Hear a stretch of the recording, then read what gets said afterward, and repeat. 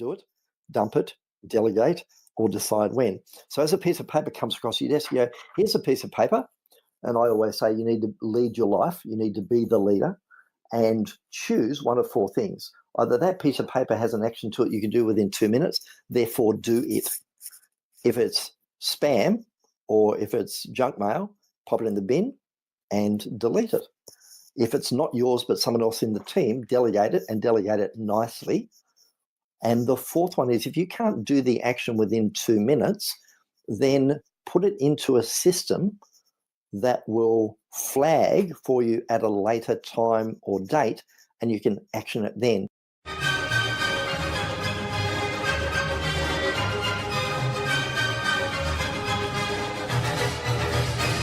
So you're a smart business committed to innovation, to service and to modern marketing, and you're asking, what's next? Wondering how you can become even more innovative. My name is Jürgen Strauss from InnovaBuzz, and this is the InnovaBuzz podcast, where we share all kinds of tips, advice, and interview guests on all things innovation and leadership in modern marketing. Hi innovators, it's great to be back with another episode. I hope you've had an awesome week so far. I trust you enjoyed our most recent interviews with Glenn Fisher of All Good Copy and Twyla Kay, business and relationship coach. I'm really excited to have on the InnovaBuzz podcast as my guest today, LesWatson, founder of Get More Time and author of Get Back an Hour in Every Day, the A to Z of being more productive. Les has worked extensively throughout Australia and Southeast Asia, running dynamic training programs that have produced measurable results for large corporations, for small businesses and for individuals. And he's developed a depth of knowledge and skill from over 30 years' experience as a trainer, speaker and facilitator in self-management, in motivation and in communication techniques. Les has recently turned his passion and expertise in time management into the focus of his business. Today's episode is brought to you by the Transformational Marketing Hub, where you'll find a host of free and exceptionally useful information to help you transform your marketing. You can access the hub by visiting innovabiz.co/VIP for very important person. Go check it out. It's free to join, and if you're a member already, just log in to get your resources. In our discussion today, Les talked to me about getting clear about your purpose and your why to enable you to focus on the things that matter. He gave us many tips and ideas to take control of our email inbox and all the paper clutter on our desk. And he talked to me about triggers, in particular around cleaning up one's garage. And I can tell you that my list there would be so much longer than Les's 3. Without further ado then, let's fly into the hive and get the buzz from LesWatson.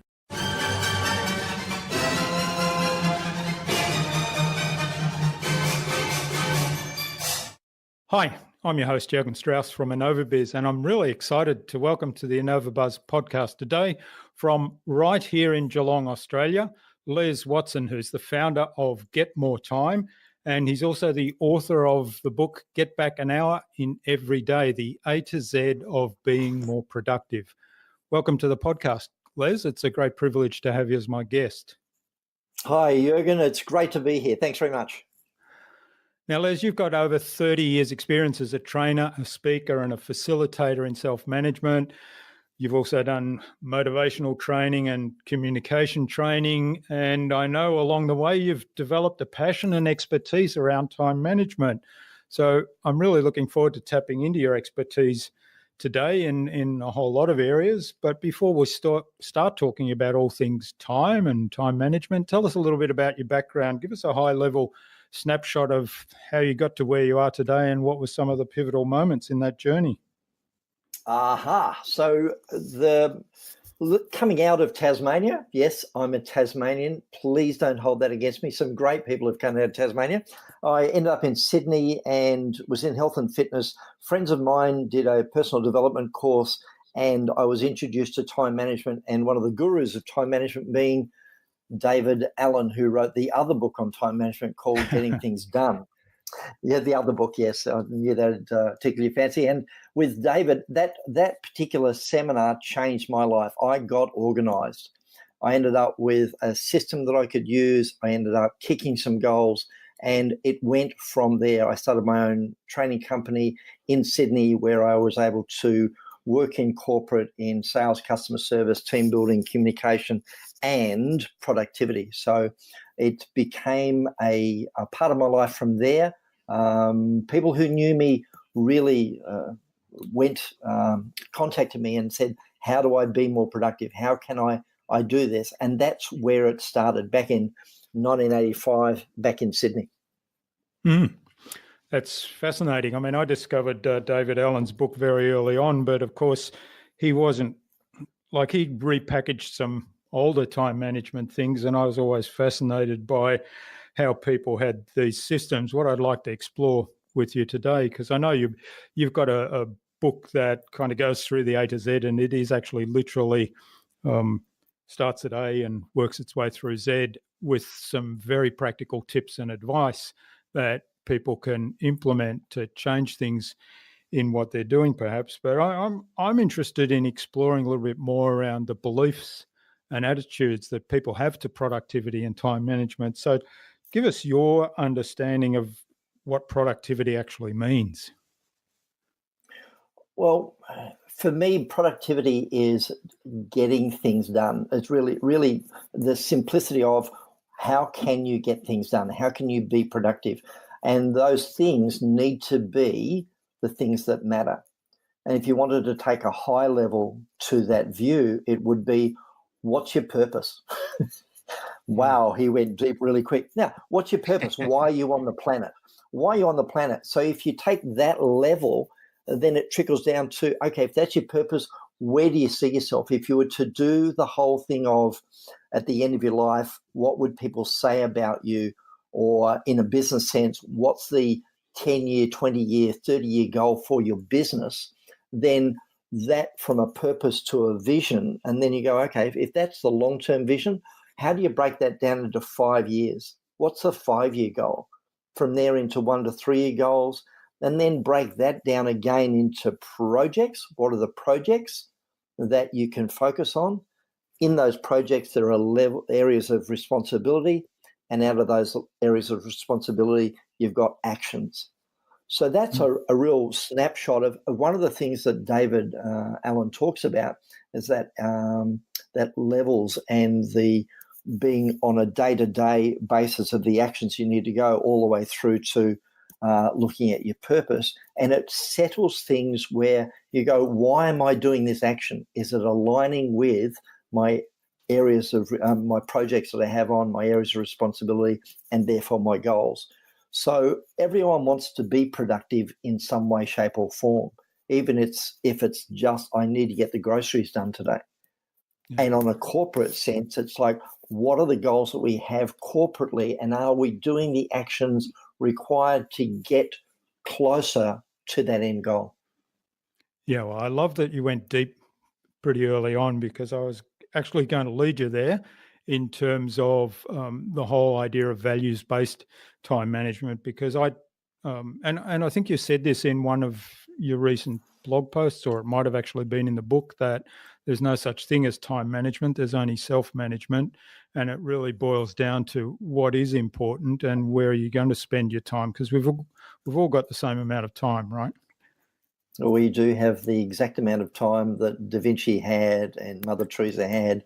So it comes down to, what are you doing with that time? And when you mention values, like, are you valuing your time in the areas that are going to make a difference? So let's just take one step back. A lot of people need to identify what their productivity killers are, what gets in the road of your productivity. And it could be such things as you've got too much on your plate, so it's self-overload. Or it could be you procrastinate, or people interrupt you at work constantly. Or maybe you have an issue around clutter and paperwork where your desk is a complete mess. Another one would be unproductive communication, where you get sidetracked into communication or social media in that regard that takes you away from the task at hand. Maybe it's indecision, you just can't make a decision. Maybe it's overwhelm, you're feeling completely overwhelmed with the task at hand, or it could simply be distractions. So once you identify those productivity killers, it gives you, as I would say, clarity equals power. So from the clarity of your productivity killers, you can then do something with it. The problem with those productivity killers, they actually have an impact on a business and on a person's life. Like, for example, in a corporate sense, would be increased sick leave or missed appointments or missed deadlines or broken promises to clients. Jobs get rushed, projects get stalled, relationships get affected. Yeah. There's a lack of trust from customers, those sorts of things. So those productivity killers have an impact on a business. And that's the kind of, well, does that really relate to time? Yes, it does. Yeah, and there's a paradox there, isn't there? And I'll share a story with you in a moment. There's a paradox there in terms of we've got all this modern technology at our fingertips today, and yet that is taking away some of the relationship stuff and adding a level of distraction that impacts on business relationships, as you said. Yeah, the story I had, I've sort of written it down here because I think it really fits well. In the very early days of the mobile phone, when I was in the corporate world, you'll remember the BlackBerry. Oh, yes. So all of our mobile salespeople and people that were kind of on the road most of the time were given a BlackBerry, and it was all set up to hook into the corporate systems and the corporate email. And I didn't get one. And being a technophobe, I was not a technophobe, a technophile, lover of technology. I was kind of a little bit miffed. I thought, well, I travel a lot. Yep. I should have one of these things because it'd be a nice toy. Where's mine? Yeah. Yes. But then I heard all the other folks saying, this thing's a real nuisance. You know, I'm at a barbecue with the family on Sundays and the email goes off and it beeps at me and then I have to answer the email. And I remember saying, and these are all intelligent people, I couldn't work it out. I thought, you can turn off the notifications, can't you? You can turn off the email. Why is it a problem? And, you know, everybody would say this BlackBerry thing is awful. And I thought, well, actually, I'd love to have one because I'd just turn off the email when I don't want to have email.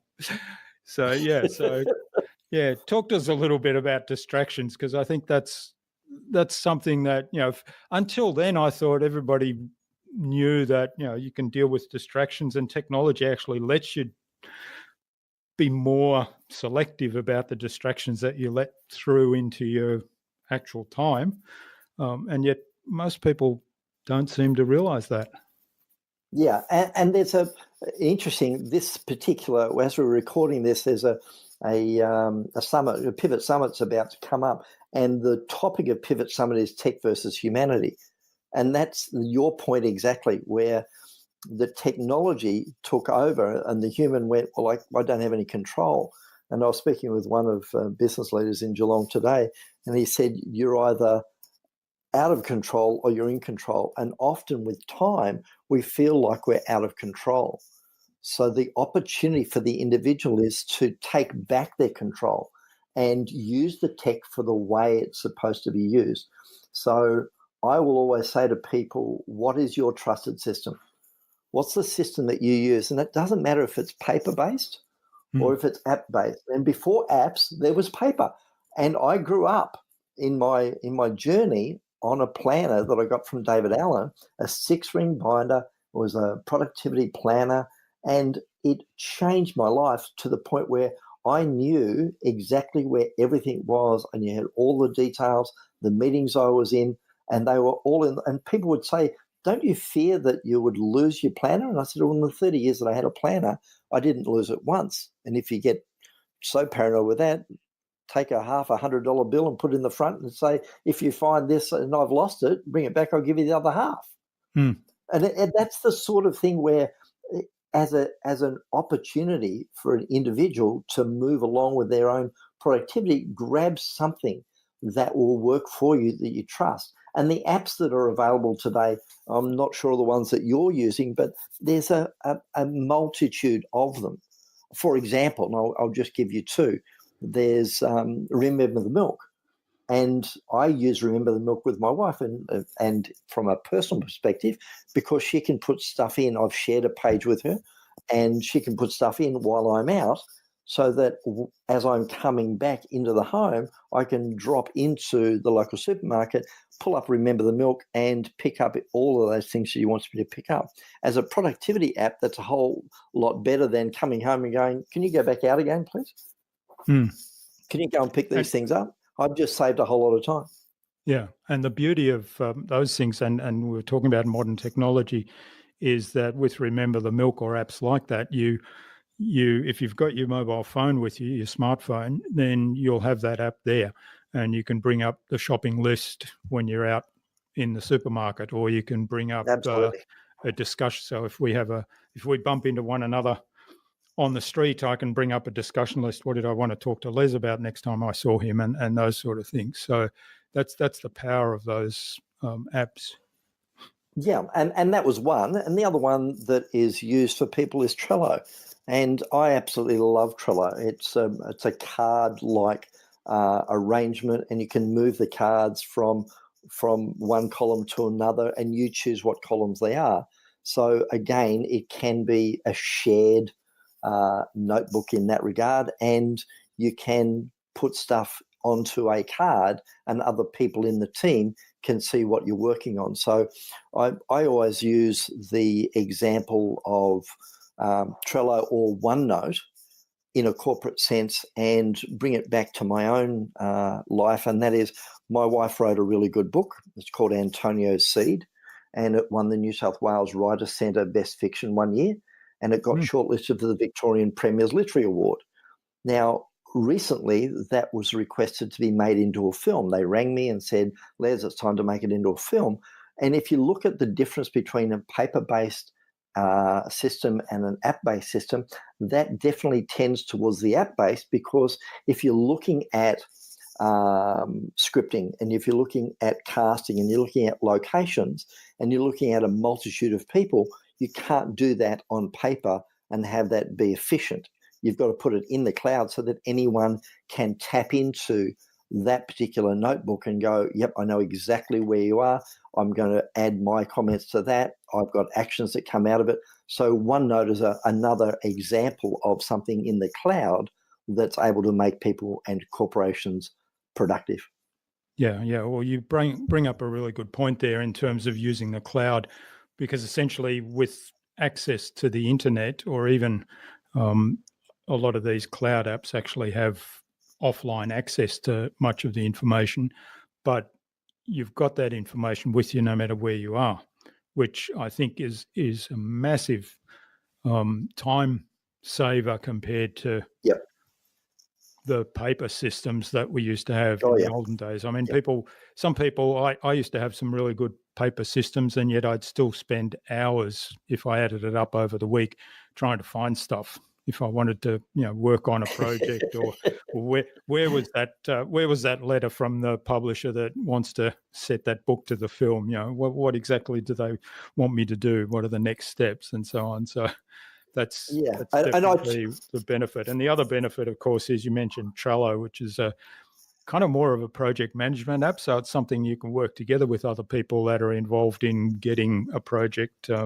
finished. Yeah. Yep. And when I work with, so I do public seminars as well as corporate, and I'll talk to people about how do you handle your email, and we may talk about that a little bit later, but also how do you handle your paper that comes across your desk. And from the age-old, this came out of priority management, the 4 Ds: do it, dump it, delegate, and decide when. I'll say it again, I'll slow down. Do it, dump it, delegate, or decide when. So as a piece of paper comes across your desk, you go, "Here's a piece of paper."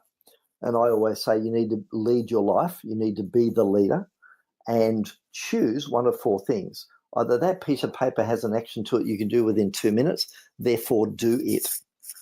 If it's spam or if it's junk mail, pop it in the bin and delete it. If it's not yours but someone else in the team, delegate it and delegate it nicely.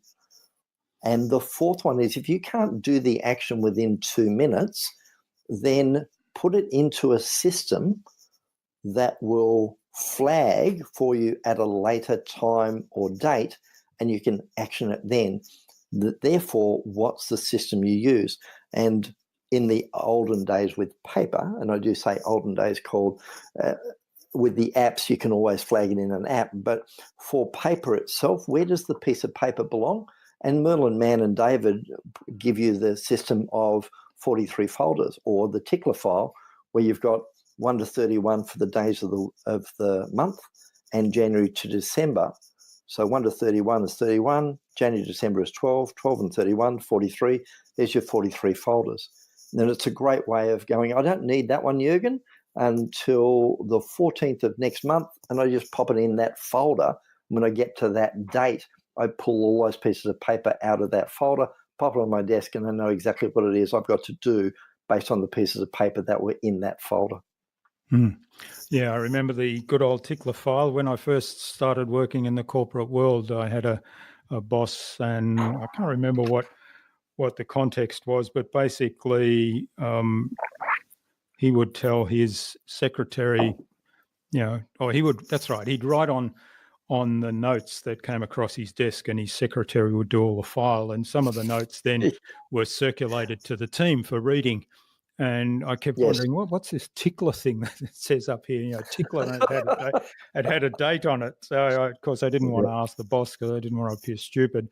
So I went and asked the secretary, and she explained it to me, and I said, that's brilliant. I started doing it. Yeah. No, it is, and it is old-fashioned, but it really works. That if paper is something that comes across your desk and you're swamped in paper, it's a great way of being able to handle the paper and have it off your desk, out of sight, but reminded at a particular day in the year. Yeah. And I still do it on email. I mean, you talked about email management, and we'll talk a little bit about that. But I've got a plug-in to Gmail that basically lets me click on a clock, and I see something that I say, that I don't need to do that now. That's in 2 weeks' time, and I'll just click the clock, mark it 2 weeks' time, and it'll come back into my inbox in 2 weeks when I need it. And the beauty of those things is that you keep your mind free of all this clutter until the point where you're actually going to do something with it. So tell us about your strategies then around email a little bit, because I think that's probably one of the biggest time sinks for most business owners in particular. It is, but I want to just divert ever so quickly and talk about that clutter. So you talk about the mind clutter. One of the things that I do with people is get them to look at how much is in their head.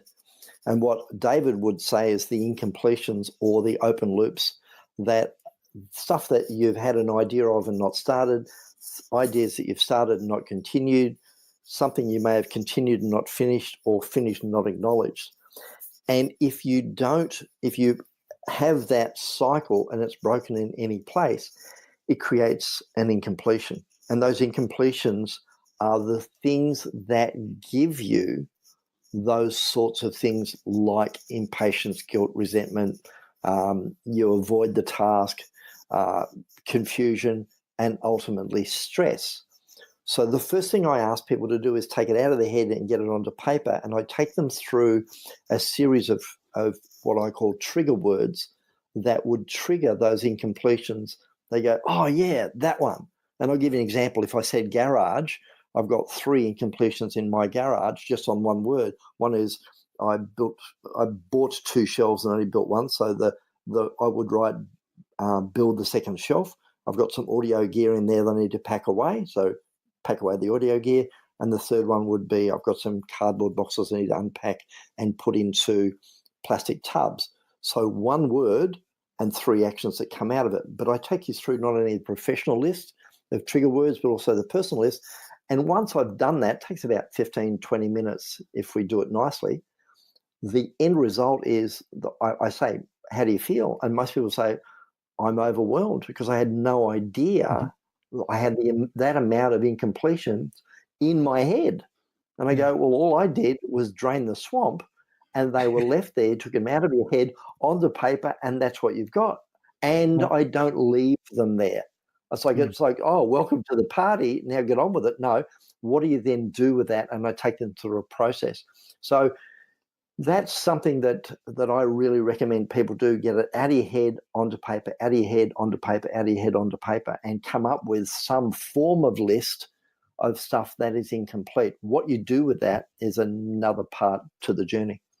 However, I digress. We're talking about email. Again, email is very similar to paper, in which you have the ability to do those 4 Ds: do it, dump it, delegate, decide when. It's a leadership issue. The email comes in, choose. What am I going to do with it? Do it, or dump it, or delegate it, or decide when. And if you aren't going to do it now, if you're going to do it later, put it into a system. It can be as simple as a flag or a reminder that reminds you to do it at a certain time. For example, I'm going to do that one at 4:45 this afternoon, and I'll put a reminder so that as I'm at my computer, it will come up and say, here's the task that you got to do it. It's now 4:45. And I go, oh, thank you very much, assistant. But I was the one that put it in there for the flag. So the end result is it reminds me that I need to do it, as opposed to, oh, that's a good thing I need to do later, and not have a reminder, and therefore I forget it. So the 4 Ds: do, dump, delegate, and decide when. I'll give an example or a story of a gentleman I worked with, and he said, I've got an issue with my email. And I said, well, show me. So I went to his desk, and he had 6,000 emails in his inbox. It wasn't the worst that I've come across. The gentleman showed me a screenshot of his. He had 110,000 in his.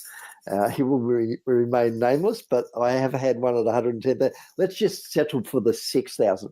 With the 6,000, I said, how many of those are relevant right here, right now? He said, oh, about 20. I said, great. What I need you to do is create a separate folder in Outlook in that regard, and call it whatever you like. Call it demilitarized zone, call it 2019, call it whatever you want. And I need you to grab everything in your inbox apart from the 20 and transfer them, drag them, and put them in the other folder, and then go to lunch. He said, why do I go to lunch? I said, because you ain't going to get any work done while they transfer across. And he went, oh, good point.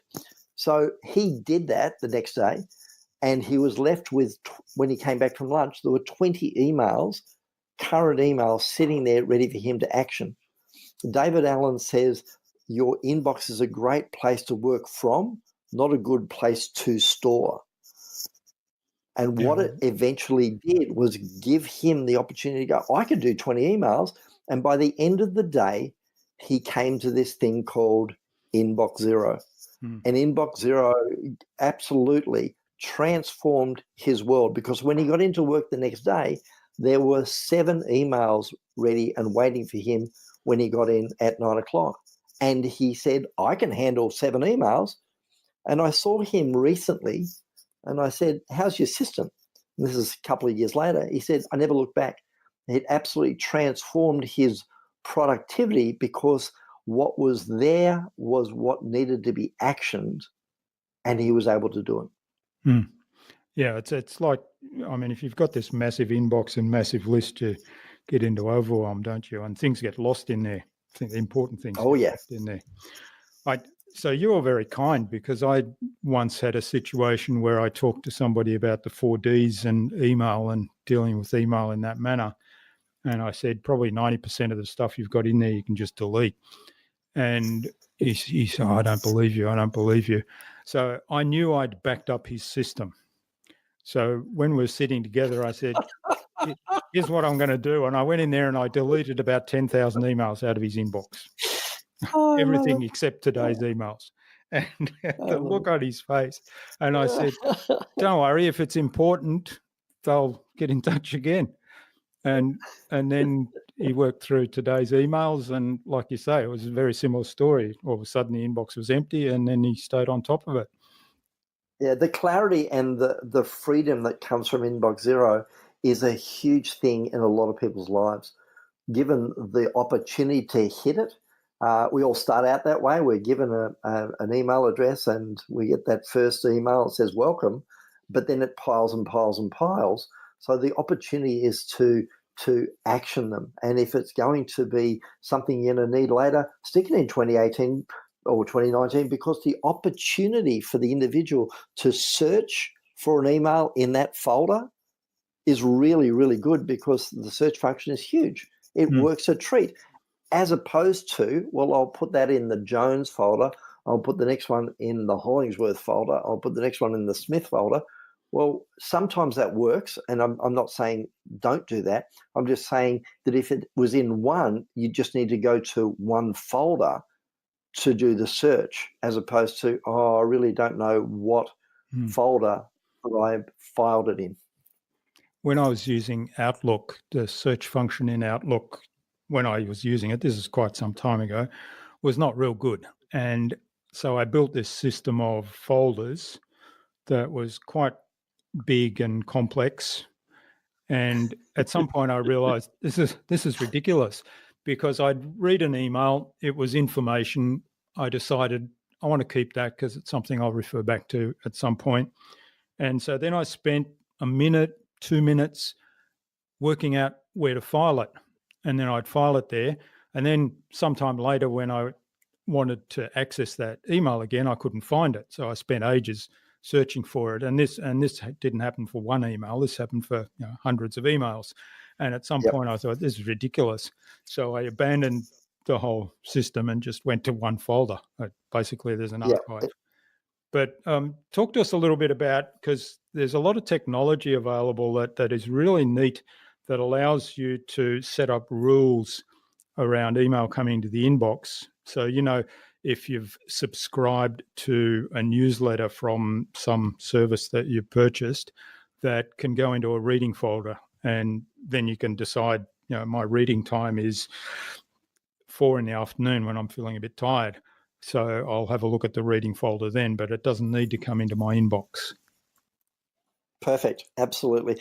You've hit on two things. One is, there are things in business that we need to read, so create a reading folder. And the second one is actually create a time that you say, just like I'm having a meeting with Joe Blogs, I'm having a meeting with myself to read the important documents that I've put in the reading folder.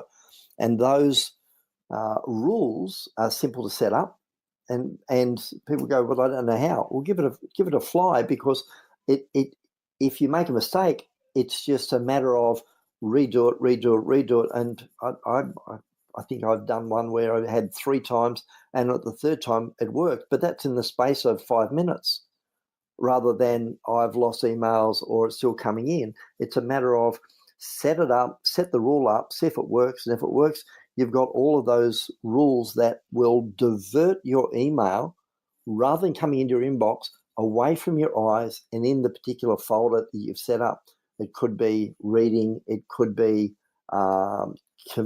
committee notes, it could be meeting notes, like meeting minutes, those sorts of things, where you have the information and it's out of your eyesight. The thing about email is are you the person that's receiving it, or are you being CC'd in as well? And then if you're CC'd, have a CC folder, so that you can immediately go, that's just a CC, I'll look at it later. So look at the CCs a bit later. It's only for your information down the track if necessary. It's not for you to action. The other one that people use in email is actually put the action in the title. So for action, or for your information, or let's discuss, or please ring me. And therefore, you don't need to get through the whole email to work out what it is. Oh, that's an action. That'll go to the top. So you can sort based on action, based on the rule that you've set up, or based on the subject matter. And if it's a workplace, that has that as a rule and a culture, you can actually say, what are the actions that I need to do based on the email? And they're in the header, and there they are at the top. So you do those first. That's actually a great suggestion. And I instigated a system like that for my team, which was based in about 10 different countries around the globe when I was still in the corporate world. And so we were firing emails back and forth all the time. And I said, this is ridiculous. There's all this email coming in, and 80% of it was CC, as you said, because people wanted to make sure they were keeping everyone informed. Sometimes it was a bit political. And I said, okay, and we developed this system that basically had the action in there, which really simplified things. Now, of course, these days I don't use email for my team. That's all on live chat systems. So my philosophy now is if I can get out of the email as much as possible, that's a win. And it is an option. It is an option. Yeah. It's a great option, because people go, but what about the paper trail? It's like, well, hold on a tick. There are communications you don't need a paper trail, and why are you covering your backside with a paper trail? Right. And if there's a legal requirement, then email's probably still not good enough. Very good. It needs to be a hard copy. All right. Well, talking about distractions and online stuff, talk to us a little bit about social media, because that's another one where, as a marketer, of course, social media is a very powerful tool that we use and we get on there. But at the same time, and I know I'm on a bit of a Facebook diet at the moment because there's just too much noise there, and it's just too much of a time sink with no value add. So how do you find that balance? What are some of your suggestions there? I will harp on this until the cows come home, and you've heard me say it in this interview, and that is, you need to be the leader. You need to be the leader of your life. If television is a time suck, turn it off. If social media is a time suck, don't go there. So don't open it up. And as you say, you are taking a break from social media. And sometimes you need to go, I'm not going to Twitter. I'm not going there. I'm not going to Facebook. I'm not going to Instagram.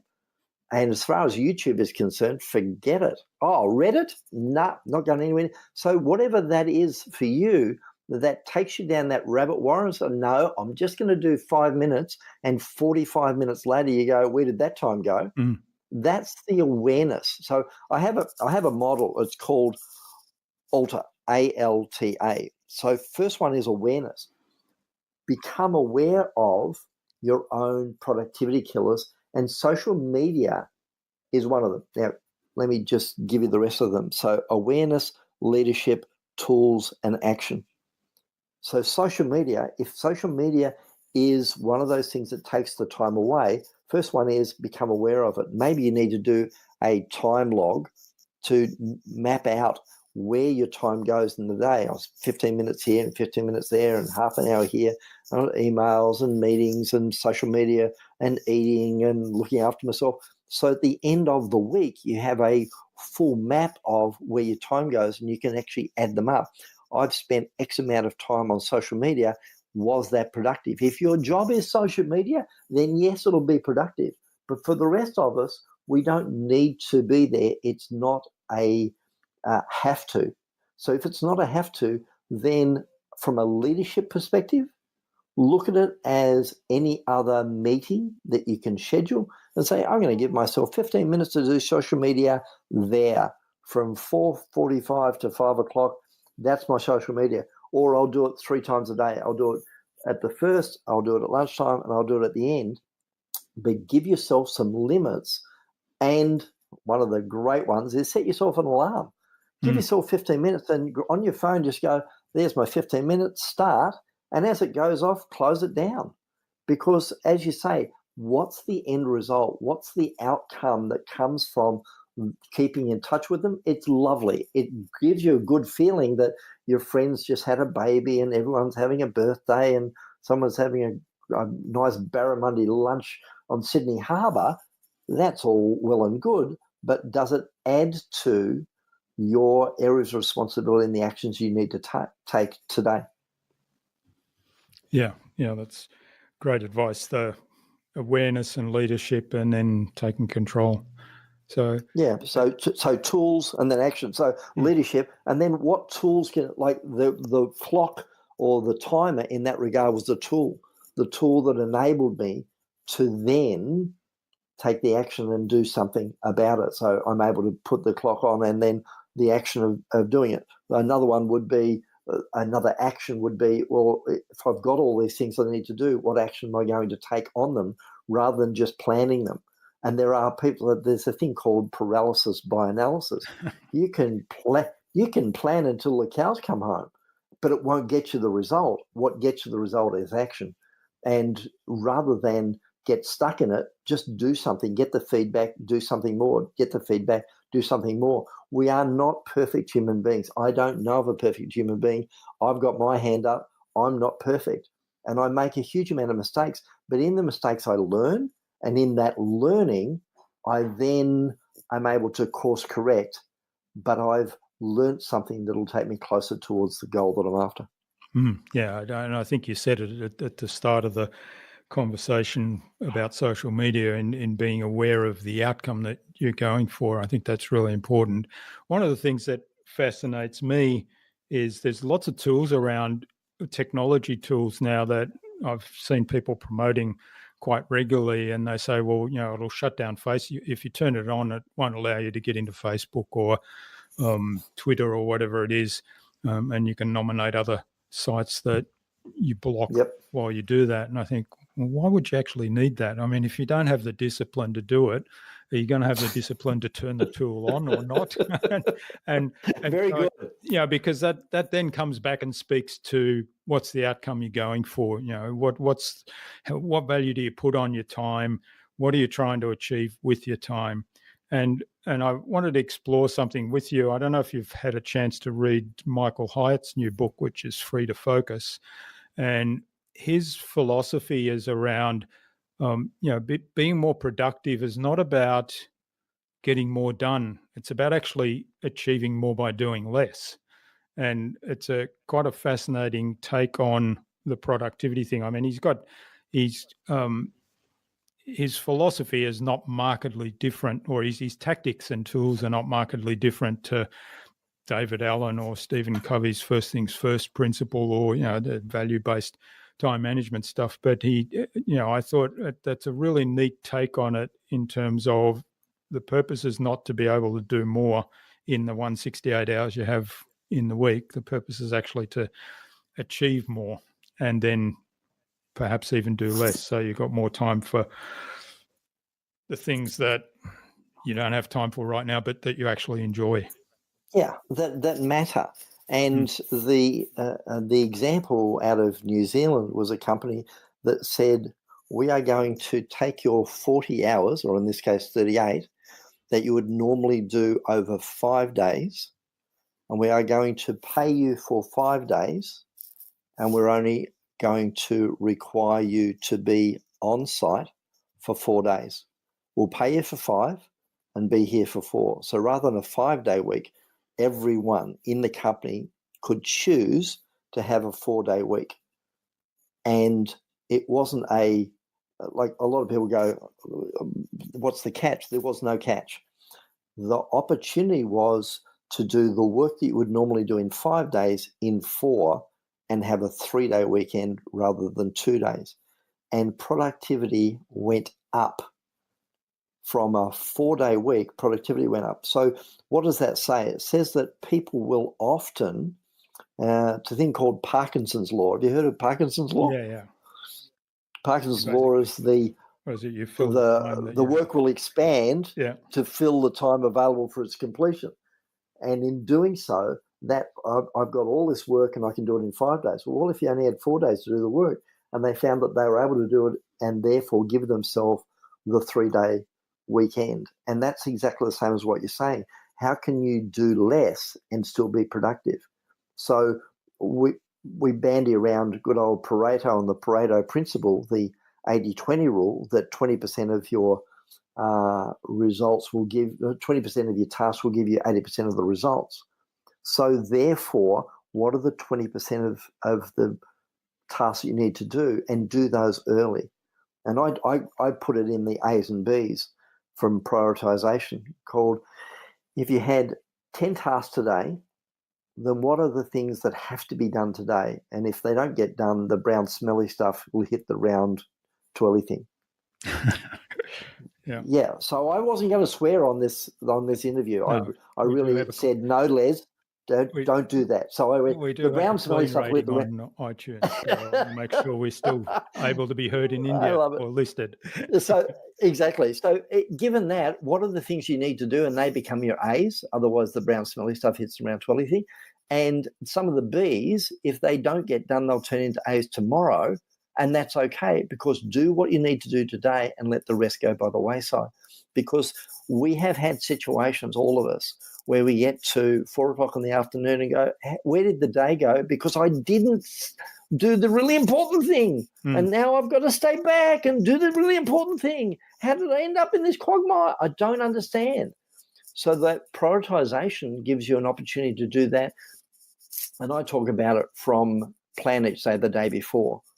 So if you can plan the day before and say, here are the things I need to do tomorrow, as soon as you hit that desk the next day, you've got the opportunity to handle the B's in the morning, and therefore the afternoon you can work on whatever you like, or interruptions or whatever, and you don't get to be at 5 o'clock in the afternoon going, oh, now I need to stay back.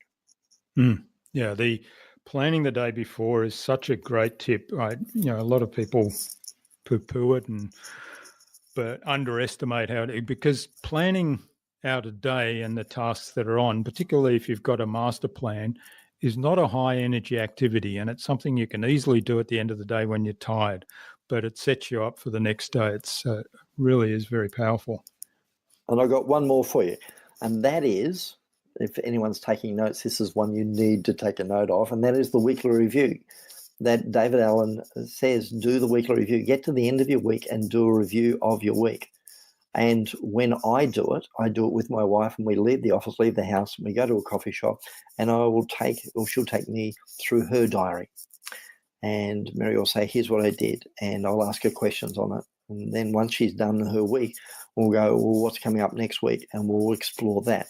And then she'll turn to me and say, what happened this week? And we'll go through my diary and look at what happened in the week. And she'll ask questions as to capture anything that might have slipped between the cracks. And then for me, she'll ask me the question, so what are you doing in the next week, 2 weeks, 3 weeks, a month?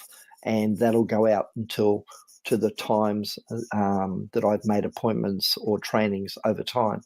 So it really is a great way of capturing, acknowledging what you've done in the week, capturing anything that may have slipped between the cracks, and then setting yourself up for the next week or the next fortnight to go, hold on a tick, Jürgen, we need to be in Sydney, so therefore we need airfares, we need transfers, and it's overnight, so we need accommodation. Who's going to book that? Those sorts of things. So it really captures them rather than being on the back end and going, oh, it's tomorrow and we haven't done the catering for that particular event. How did that slip between the cracks? Because it wasn't in the weekly review. So the weekly review, just the simplicity of a weekly review, is something that can transform your productivity. Yeah, I love the weekly review. I think is really powerful. I love that you've built in accountability to somebody else in it as well. And the other thing about the weekly review, it's kind of a learning because it helps you improve your system. Because I think the other thing you can ask is, well, how's my system working? Definitely, and it gives me what's the word I'm looking for? A dashboard.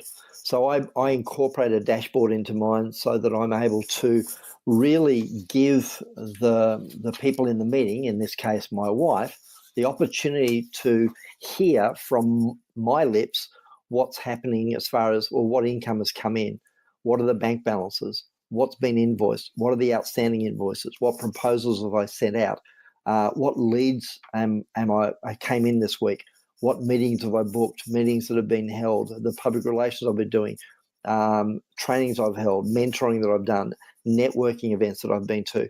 So rather than me being cloistered away in an office and her not knowing, or the team not knowing what's going on, it's a great snapshot of this is what's happened in the week whilst you weren't with me. All right. Well, I could go on talking for ages because we haven't touched on a lot of things here around productivity. But in the interests of managing time, Yes. we are getting on towards the end of our interview, and I'd like to move on to the Buzz, which is our innovation round designed to help our audience who are primarily innovators and leaders in their field with some tips from your experience in business and in time management. So I've got a series of 5 questions, and hopefully you'll give us some insightful answers that will inspire people to go and do something awesome as a result. So you up for that? Go for it. Yep. All right. What's the number one thing you think anyone needs to do to be more innovative? The key with this one is risk. You need to get out of your own comfort zone and risk. Do different things. And in the doing, so I've got a model of ES and I, and the E is action. So do different things, and the S is support. So what support? Ask for support. Go to people and go, can I run something by you? Would this work? Would this work in your world? Would this work in the real world? And that takes a risk. It's an opportunity to get outside of your comfort zone and do something different. Don't be complacent. Actually go out and do something risky. That's great advice. There's a lot of people say, get out of your comfort zone, but I love that you've added to that, run it by some other people, get some help and get some feedback. So great. Indeed. What's the best thing you've done to develop new ideas? For me, it's being around others. And when I say others, you do get some people that want to drag you down. I'm talking about the others that believe in you, that want to stretch you, that want to move your business to the stratosphere that you want it to move to. So be around those people that lift you up, those people that put an arm down and come on, let's go. So as far as the best thing it's being around great minds, it's being around great friends, it's being around a mastermind of people, and I believe you've got a mastermind, Jürgen, being around great people that will lift you up and create in you the opportunity to develop those new ideas and products. Yep. And it's important, as you said, to make sure it's people that are actually lifting you up and want to see you succeed. Yep. All right. So you've mentioned a couple of resources in time management, but what's one of the resources you use most often?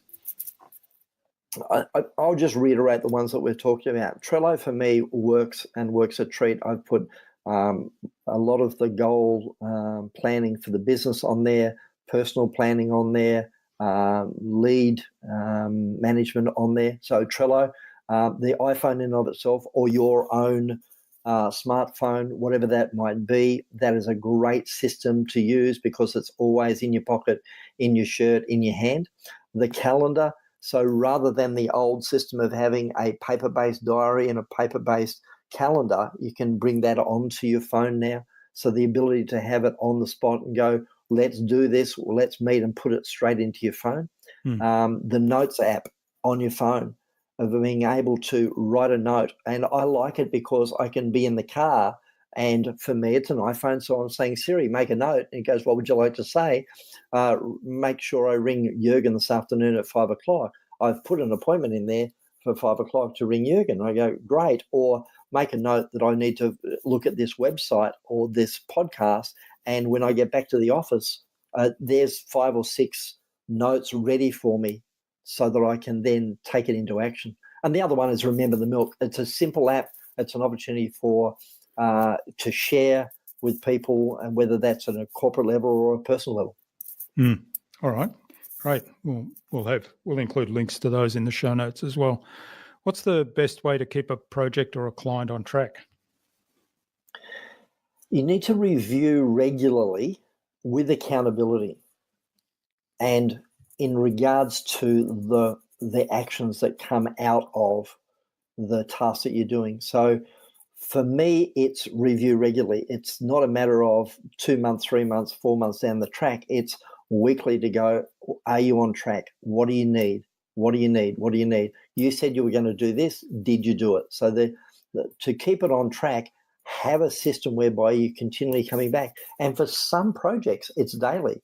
You can do a stand-up meeting in the morning of 3 minutes and go, where are we at? What worked yesterday? What didn't work? What can we do differently? Let's go.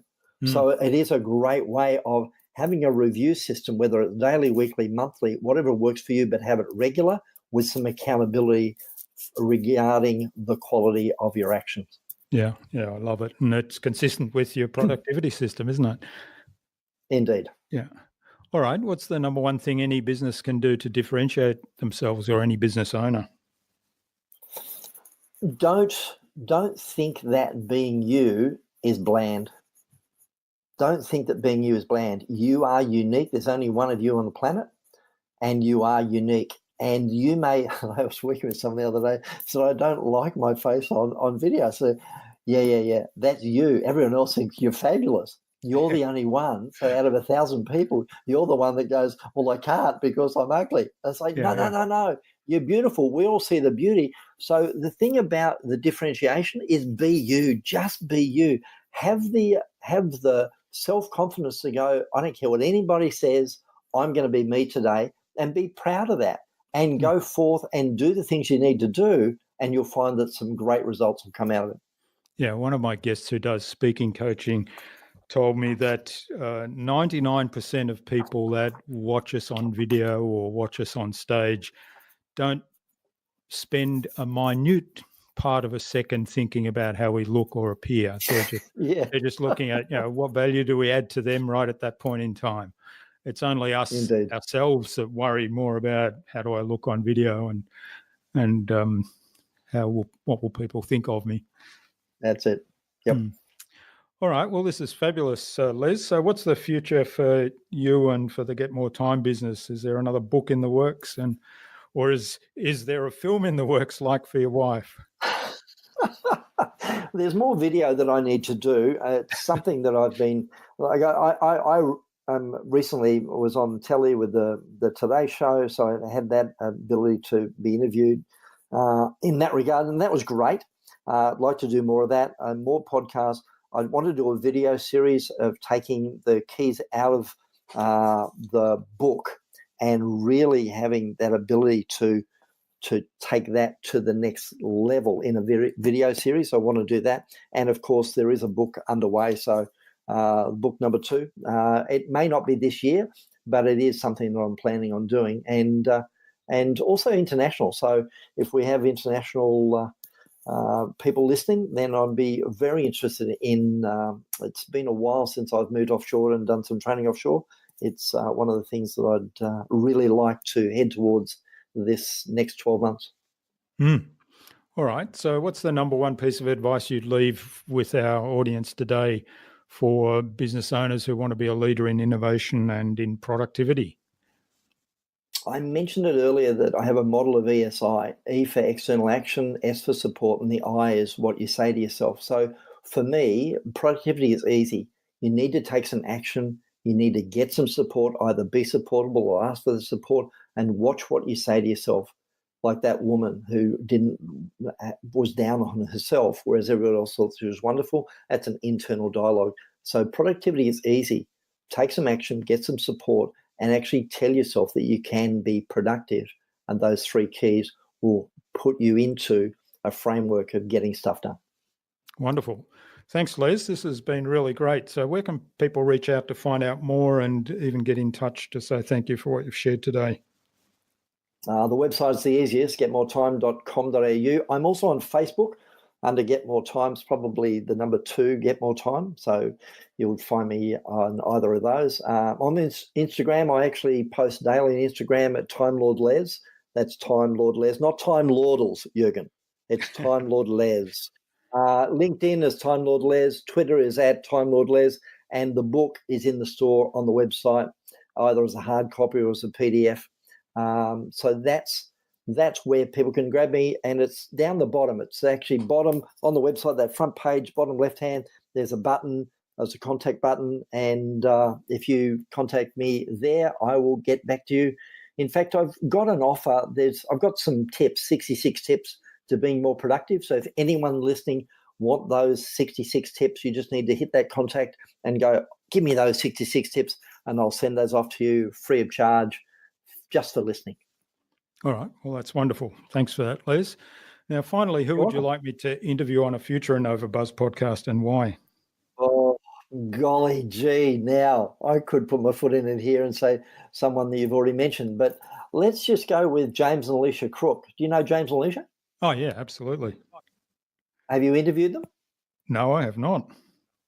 Okay, so James and Alicia Crook, massage champions, they took, Alicia had her own business and built it up to such a degree that she was then able to sell it. And she had so many people saying, how did you do that? That she has an ability to market her knowledge and put it out to the world. So I really, really recommend that you get in touch with James and Alicia Crook from Massage Champions. Yeah, well, that's a great suggestion, and I don't know why I haven't come across or why I haven't thought of that before, because I know James and Alicia quite well. In fact, I'm reasonably confident that Alicia is a regular listener. So, Alicia and James, if you're listening, look out for an invitation. All right. I love it.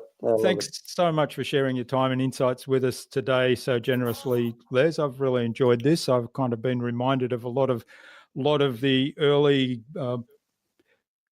times when I got involved in some time management and improving my own productivity and some of the transformation that I experienced doing that. And I've really loved learning about, the modern take on it, where you're up to right now.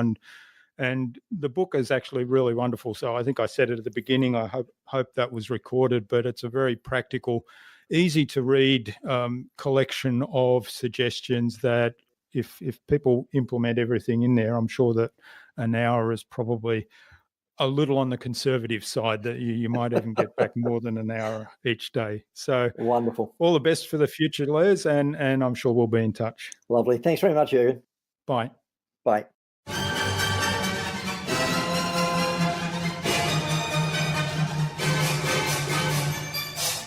I hope you enjoyed that engaging and productive conversation with Les, and like me, learned from what he shared with us.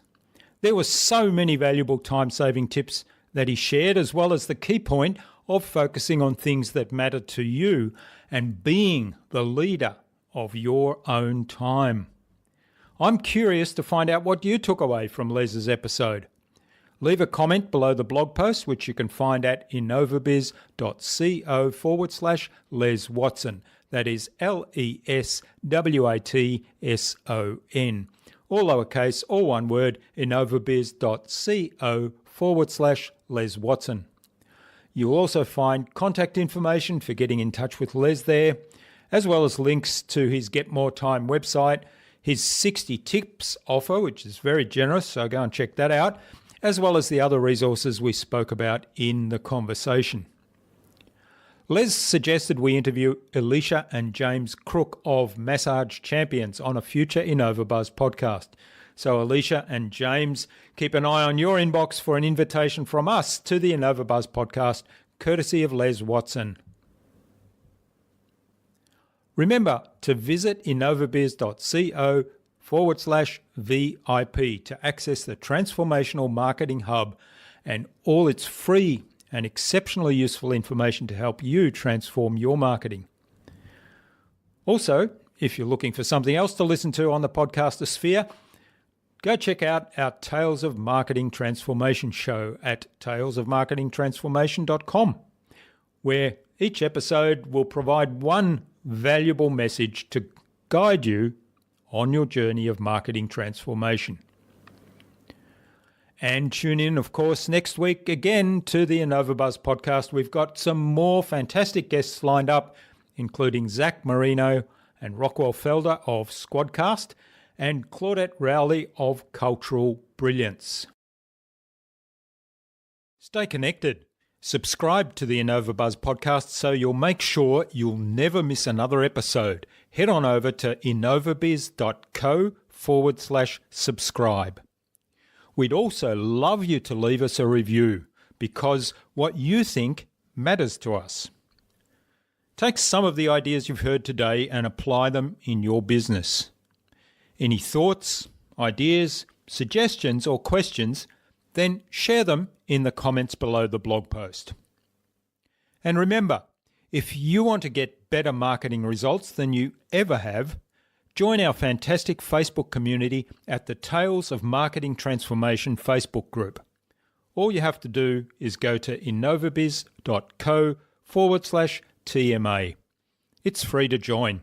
I hope to see you there soon. Until next time, I'm Jürgen Strauss from InnovaBuzz. Remember to be awesome and keep innovating.